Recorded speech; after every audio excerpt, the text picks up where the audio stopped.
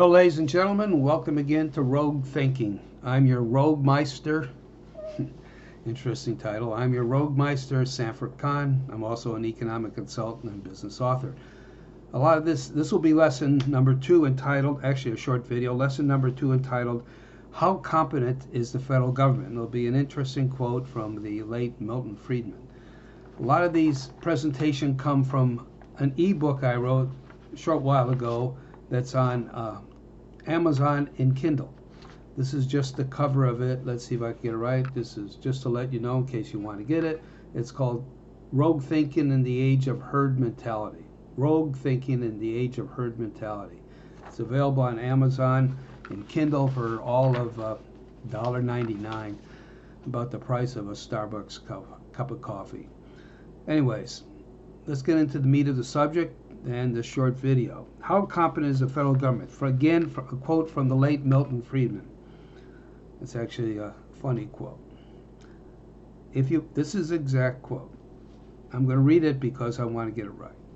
If you put the federal government in charge of the Sahara Desert, in 5 years there would be a shortage of sand.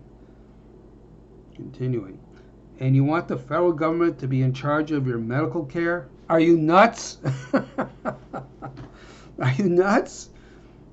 I like to go a little further. This is not from Milton Friedman, just something I have observed.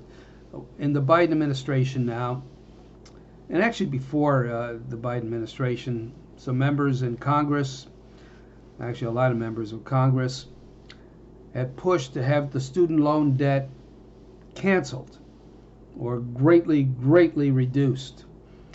I remember, this is a federal program, so it has to do with the competency of the federal government.